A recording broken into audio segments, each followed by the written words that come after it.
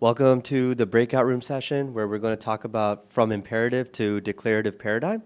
And I'll give it off to Luigi. Thank you for the introduction, and hello everyone.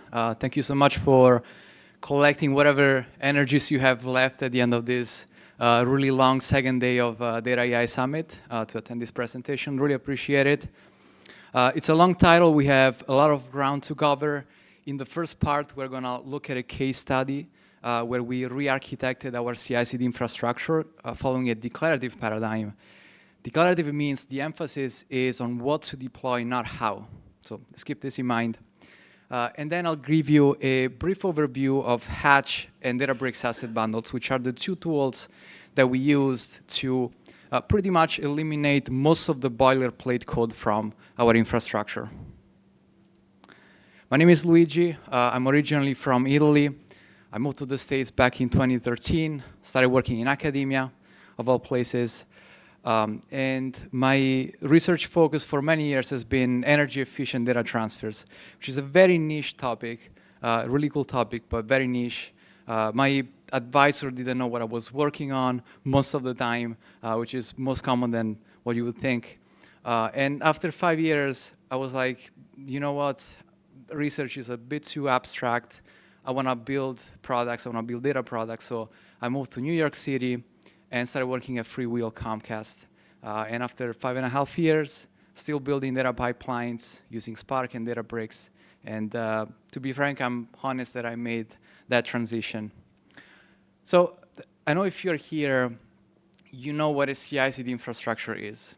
But in case you don't know, just a brief overview of what CI/CD means. CI/CD means continuous integration and continuous delivery deployment, either delivery or deployment. It's a system to automatically take your source code and integrate your source code and deploy or deliver your application across different environments. Depending on whether the application is ready for deployment or deployed, that's where the D can stand for delivery or deployment. It's a small detail, but it's worth pointing out. And the other concept that we are going to emphasize in this presentation is pipeline. What is a pipeline? It's just an assembly line for your application. It's just a series of stages that take your source code, builds the application, and then deploys that application across different environments, typically the dev stage and production. Now that we have the basics covered, I want to start with a quote from late 2000. This is from Jeff Atwood, the co-founder of Stack Overflow. The best code is no code at all. How many of you have heard this quote? Raise your hand. Yeah, it's a famous quote. It's just stating the importance of being concise, striving for simplicity, and not over-engineering. And I think this is important across software engineering, but particularly for a CI/CD infrastructure. So I'm going to tweak this quote slightly and state that the best CI/CD code is no code at all. And some reasons why CI/CD is not code that has intrinsic value. It doesn't ship features. It builds and releases other code. And CI/CD code tends to be very complex. And with complexity comes bugs that are very difficult to identify and address. And a simpler infrastructure is also easier to maintain. It's easier for new developers to learn the infrastructure and contribute and improve it, which is very important. But this is not what we inherited in my team at FreeWheel. It's not where we started from. We started from something that looks like this. It looks complex. We're going to unpack every single component. But for now, let's just focus on the two blocks here. On the left-hand side, the pink block, that's the project pipeline. That's the Jenkins pipeline, which runs the Jenkins file and then delegates the actual logic for building and deploying to the box on the right, which is the project folder, which provides the build and deploy script to build the application. Now let's unpack each component individually, starting with the project pipeline on the left-hand side. We have multiple Jenkins files to choose from. The difference between these Jenkins files is the environment and some differences, minor differences between stages. These are all imperative Jenkins files, by the way. Imperative means, I'm gonna oversimplify it a little bit, is general purpose Groovy code. They are for all extent and purposes just plain Groovy scripts. They set up the environment and then check out the project based on the pipeline name. And that's why we have one pipeline per project. And we have many projects at FreeWheel, as you can imagine. But the actual logic for building and deploying is delegated to the project itself that has to provide a build script with the actual build logic. Most projects would run unit tests. Some project would skip that step and then build a Python egg, which is the old way of packaging a Python application. And I would then upload that Python egg to JFrog Artifactory. Moving on to the deploy step, that's where the artifact will be transferred from JFrog Artifactory to S3 to be available for Databricks resources. And then they would then deploy the Databricks resources using the REST API. And those Databricks resources, which in our case is workflows, would include the egg previously uploaded to S3. Now, tons of areas for improvement. Starting with the presence of multiple Jenkins files, which are not version controlled, leading to confusion. The environment being hard-coded in the Jenkins file, which means if you need to change something in the environment, you have to redeploy a new Jenkins file. There's also multiple pipelines that are doing pretty much the same thing, with some differences, but they are doing very similar steps. And the actual deployment is not even handled by the Jenkins file. It's delegated to the project. And the project has to define a build and a deploy script, leading to lack of standardization. Every project will do something a little different. There's also data practices. As I mentioned, building a Python egg, that's the old standard. Nowadays, we build wheels. And that was very difficult to address because you had to change each project individually. The artifact was being replicated, not just from JFrog Artifactory to S3, but also across environments. The artifact was actually being built in dev, stage, and prod. Instead of building once and promoting, which is the best practice, was being built multiple times, once per environment. And finally, dealing with a REST API is very complex and convoluted. There's a ton of complexity that you have to handle. For example, if you're deploying a workflow, you need to check if it's a new workflow, you have to hit the create endpoint. If the workflow already exists, you have to hit the update endpoint, which means you have to hit the list endpoint first to check if the workflow already exists. And this complexity had to be handled by the developers. So as we approach the process of refactoring the infrastructure and redesigning it from scratch, we wonder what principles, what best practices we can use to rebuild it the right way. And we looked at a number of different design principles, starting with the 12-factor app. How many of you have heard of the 12-factor app? Not many people. So the 12-factor app is a set of 12 principles to design distributed applications. And most of these principles apply to all software engineering. Some of them are a really good fit for a CI/CD infrastructure, starting with one code base, many deploys. Have one version of your logic and deploy it multiple times, one per environment and for different projects as well. Keep your config separated from the code so that if you need to make a change, you don't need to update your logic. The logic is unique. You can just inject the config and change the config. And that means if there's a new use case, you can just inject a new config file. And also keep your build separate from release, separate from run. Don't have everything in one pipeline. If you want to rebuild your application or redeploy your resources, you can do that separately and independently. Don't repeat yourself. Don't be redundant. There was a lot of redundancy in the old infrastructure, as I pointed out. Separation of concerns. If you have different responsibilities, keep them in separate components of your infrastructure. Don't have one module trying to do too much. And finally, this is a bit of a less known, maybe underrated design principle, which is convention over configuration. If you can find a convention that makes sense and that is easy to follow to achieve a certain goal, that will allow you to omit some logic and some configuration that is going to overcomplicate things. And we're going to see how these principles were implemented in the new infrastructure, but I just wanted to make sure that we are on the same page and you're all aware of these principles. This is what we came up with, an almost no-code infrastructure. There is still a little bit of code, but for the most part, is a code-free infrastructure. So we have a unified build pipeline. This is just one pipeline that is used by all projects. We have the Jenkins file, the build Jenkins file that you can see is running on Docker.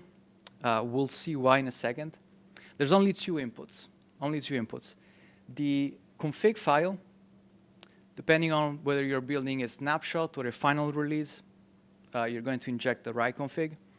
And the second input is the branch or tag name, which is formatted as project name / version. So the Jenkins file knows what project to check out and deploy and what version to build. This is very important. The actual life cycle of the Python application is handled by Hatch. How many of you guys have heard or used Hatch? Oh, a few people. Okay. Not enough people know Hatch. It's a fantastic tool, very easy to use, can handle pretty much every single step in a Python application lifecycle. We're going to see some sample commands that you can run in Hatch. But anything from validating the version, running unit tests, linting, building the artifact, publishing the artifact, environment management, that's handled by Hatch. The only thing you need to provide is the codebase, obviously the project codebase, and PyProject.toml, which is the manifest file. It's a file, simple file that has the project metadata. Hatch will take care for you of building the application, building the wheel, and then publishing the wheel to a private Python package index, which in our case is called artifact, because it's cheap and very easy to use. This is the deploy pipeline. This is the unified pipeline that deploys Databricks resources. Very similar in structure. We have the Jenkins file running, again, on a Docker container. Two inputs, the config file for the environment, and the branch or tag name, which is project / version. Once again, the actual logic is handled by Databricks asset bundles. Databricks asset bundles, once you provide the template, which describes the workflow and the environment, will take care of deploying the resources for you. We'll figure out, okay, what's the parameters for the environment that you want to deploy. We'll do the replacement and the interpolation of those variables in the workflow templates, and we'll deploy those workflow templates for you, or any other resource that you define. Obviously, in our case, it's Databricks workflows. And those workflows install the application previously deployed to code artifact. Very similar to the deploy pipeline is the run pipeline. The only difference here is two more parameters besides the branch or tag name, which is the workflow name. You need to know what workflow you want to run, and the job parameters, what parameters you want to run the workflow with. But it's very similar in structure. Now, let's look at the principles that we reviewed earlier, where those principles were applied in the redesign of this infrastructure. One code base, many deploys. We have a single version-controlled Jenkins file, which is deployed multiple times for different environments and different projects, but it's just one code base. We have separated the configuration from the code. We have a config for the snapshot and one config for the final release. And we also have separated the build pipeline from the release pipeline, so that if you want to redeploy your application, you can do so without having to redeploy the Databricks resources and vice versa. If you want to redeploy your Databricks resources, you don't have to rebuild your application. Convention over configuration. This is where we design the branch or tag name to be project/version. This is not by accident. This matches the folder structure in our monorepo, so that the Jenkins file, just by parsing out the tag, knows exactly what project to check out and what version to deploy. And the version is a Python-compliant version. It's in its basic form semantic versioning, so it's major.minor.micro, major for breaking changes, minor for new features, micro for bug fixes. It's a bit more nuanced Python versioning, but in its basic form, it's pretty much semantic versioning.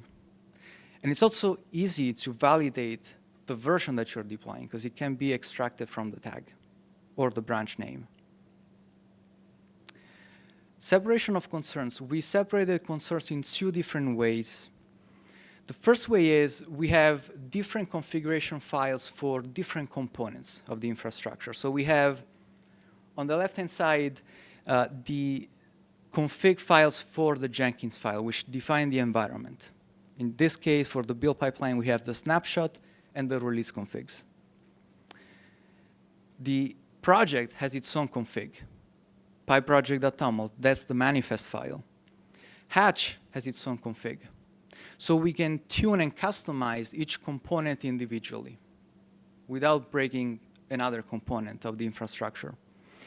And the other way we separate the concerns is by running the Jenkins file in a Docker container, which means the Docker image is the sole responsible for defining the deployment environment. Previously, we were running the Jenkins file directly on the Jenkins virtual machine, which means if there's a security patch or there's a team that wants to make an update, that can break another team deployment environment. So it needs additional testing. By running the Jenkins file in a Docker image, a team can independently update the version of Hatch that they're running or installing a new Python version without breaking another team's deployment environment. And the data DevOps team can apply security patches without breaking the deployment environment for any team that is using that virtual machine. All right, so let's look at Hatch in more details. I'm going to give you a brief overview of Hatch and highlight some of the features that I think make Hatch stand out compared to other tools. As I mentioned earlier, Hatch is an all-in-one project management tool. It handles pretty much every step of a Python application lifecycle. It's very intuitive to use. I'm going to show you some commands, and I think you can understand what each command is doing without even looking at the documentation. Hatch project metadata version. This is retrieving the version from the project metadata. Hatch test parallel cover. This is running unit testing in parallel and is generating code coverage. Hatch format. This is formatting your code. It's doing linting. Hatch build. This is building the wheel. Hatch publish. This is publishing the application to a Python package index. You see, very easy to use, very intuitive by design, but it's also very powerful. It has a ton of features that other tools don't have. I'm just going to highlight one of them, which is perfecting Python environments. I think it really makes Python environments, which are already great, even better. So it starts with the concept of Python environment, which is an isolated environment where you can install the project dependencies. If you want to pin the version of one of those dependencies, you can do so. But it also adds the option to add additional extra dependencies. For example, in this case, we see a test environment that has 2 additional dependencies, PyTest and PyTestCov. You can also define commands, well, actually scripts, entire scripts if you want to, and assign aliases to those scripts. And we see a couple of examples in this case, run coverage and run. And these are simple commands, but you can put entire scripts. And it also has a concept of environment hierarchy. You can build environments from other environments and inherit dependencies as well as commands. So in this case, if we were to run something like hatch run name of the environment, test in this case, colon name of the command, which is run in this case. This would create the Python environment. It would install the base dependencies for this project, which is Pyspark and S3FS. It would then install the additional dependencies defined just for the test environment, PyTest and PyTestCov. And finally, it would run the command or scripts, which in this case is run coverage, no cov. All with one simple command. And obviously, you can make it as complicated as you want. But very intuitive, very easy to use, but also highly customizable. There's a couple of different ways you can customize Hatch. My favorite way to customize it is via config file. I think it's the cleanest. It's also the easiest to update and learn for new developers. In this case, we are customizing the Hatch built-in environment, Hatch test. And we are enabling parallel testing. We are setting up retries in case unit tests fail for whatever reason. We can retry those tests. We have additional dependencies defined for all projects. And we also define what Python versions we want to use when running unit tests. In this case, it's 2 versions, which are the 2 versions in the Databricks runtime environments that we use across all projects. Other ways is via environment variables, command line arguments. You can customize Hatch dynamically if you prefer. But I think the config file is the cleanest overall. Now, Databricks asset bundles. How many of you guys have used Databricks asset bundles? Oh, nice. Most of you guys. It's a fantastic tool to define Databricks resources as source files. It's an example of infrastructure as code. You start by defining workflows as YAMLs. Now there's support for Python as well, which, given the power of a general purpose programming language, you can do more, but I think there's some advantages in defining workflows as static YAMLs. I think it's cleaner and easier to maintain. But if you need to do more complicated things, you can use Python as well. But you can parameterize workflows by environment. And that's one of my favorite features of Databricks asset bundles. You can define one workflow, parameterize it, and then define the config for different environments. And the Databricks CLI will figure out, given the target environment that you want to deploy to, what's the configuration that needs to be replaced in the workflow. It's composable.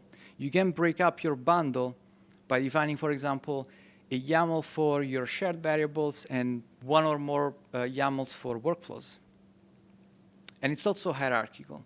So you can have a YAML with the shared config used by different projects or used by the entire team. And then each project can provide the workflow definition as well as variables that are specific to that project. And this is actually the setup that we have in our team. We have a Databricks.yaml, which is shared by all projects. This one has things like the AWS account ID, the Databricks workspaces, the service principal that in Jenkins is going to deploy the workflows. Group permissions, things like the dev group, the dev group can have access, read access, and run access to all workflows in dev. And the default schedule status. for obviously jobs that run on a schedule. We don't want to accidentally schedule a job in dev. And then each project provides one or more YAMLs with the workflow definition, data paths, input and output, the distribution list for alerts. If something goes wrong, we know who to alert. And then the service principles that are going to run the workflows. Let's look at an example of the shared Databricks.yaml. On top, we have the bundle name, which is parameterized. This is going to be the project name. Then we have the variables section. Here's where you have the team-wide config, so shared variables like the AWS account ID, the service principal that is going to deploy the workflows, as well as variables that need to be defined by each project when deploying the bundle, things like the project name and the project version. And these are things that, by the way, in our case, can be extracted from the branch name or the tag. So there's really nothing that the project needs to provide. Include that this is where you add the path that contains all the YAMLs that you want to include in this bundle. And in our team, we came up with a convention over configuration, that every YAML that needs to be provided by the project goes into the project root under templates/Databricks. So any YAML added to that folder gets picked up by the CLI and deployed as part of the same bundle. And permission, as I mentioned earlier, this is where we have shared permissions, like the group of developers has read and run access for all workflows in dev, for example. This is the first part of Databricks.yaml. In the second part, this is where the magic happens. This is where you define different targets, in this case 3 targets, one for dev, one for stage, one for prod, with the values for all the variables previously defined for the different environments. So this is where you have the value for AWS account ID, the value for the service principal, etc., as well as the workspace URL where you want to deploy the bundle, which can also be passed as an environment variable. Now, that's the shared YAML. Each workflow is going to provide one or more YAMLs with the workflow definition as well as all the config around the workflow definition. And this is an example. We have this resources job section with the workflow config. This matches the jobs API. If you use the jobs API, this is exactly a one-to-one match. I'm going to highlight a few sections which are particularly important. Tasks, this is where you define your DAG, your directed acyclic graph. So tasks, dependencies between tasks, as well as what function each task runs. Job clusters, unless you're using serverless, this is where you define the cluster config, how many nodes, auto-scaling, etc., etc. Parameters, this is the job parameters that are shared across all tasks in the workflow. And these are passed as command line variables, so they can be easily parsed using the Python standard library. Just argparse, with a few lines of code, you can have a nice, tidy dictionary with all the parameters available throughout the code. And finally, this is where you define the user or service principal that is going to run the workflow. Now, this final section, this is where we set up alerts in prod in case the job fails. And I know it's a little verbose, and it's a little more complicated than just defining the value of a variable in a particular environment, because we're actually adding a section to the workflow in prod and in prod only. But I think it's very easy to understand and very easy to read. So we have targets prod. We're adding something in prod and all in prod. Resources jobs workflow name. So we are adding in prod to workflow name. Email notifications on failure. So this is alerts in case the job fails. To this distribution list, which is parameterized. You can hard code it if you want. We have it parameterized. And this is how we add alerts on failure only in production. Now, why did we go through all this work to re-architect the CI/CD infrastructure? I kind of alluded to it earlier, but let's highlight some of the benefits. There's very little code now, thanks to Hatch. Most of the logic is handled by Hatch. So we removed in the build pipeline 99.9% of the code. Same thing for the deploy pipeline. Everything is handled by DAB and by the CLI, Databricks CLI. So we have removed, on average, between 1,000 and 3,000 lines of code per project. This is based on the merge commit as we onboarded new projects to this infrastructure. It's a much smaller code base, much easier to maintain. It's much easier for developers to learn the infrastructure and contribute to the infrastructure and improve it. There's the occasional Docker image upgrade that we need to do every now and then, but for the most part, this is a low-maintenance infrastructure. Onboarding new projects is really easy. In the old infrastructure, the project had to define a build script, a deploy script. The developer had to learn the Jenkins file to know exactly what the Jenkins file expected from the build and deploy script. Now, you just provide the manifest file, you provide the DApp template, and that's it. The application is built, the resources are deployed, no additional code is needed. And best practices are not delegated to the project. They are built in the infrastructure by design. So things like testing, linting, those are stages, those are steps in every single pipeline. They're not left to the project to implement. There's obviously a ton of room for improvement, starting from collecting all the common patterns that have emerged as we re-architected the infrastructure and putting them in a shared Jenkins library. This would remove some redundancy from the Jenkins files. We would also like to support new resource types. Right now, we support Databricks resources, obviously, via asset bundles, and AWS Lambda functions. But we would like to add some new resources in the future. And we would also like to automate the pipelines. Right now, there's a bit of manual work required. Somebody has to go to the Jenkins UI and has to click on build.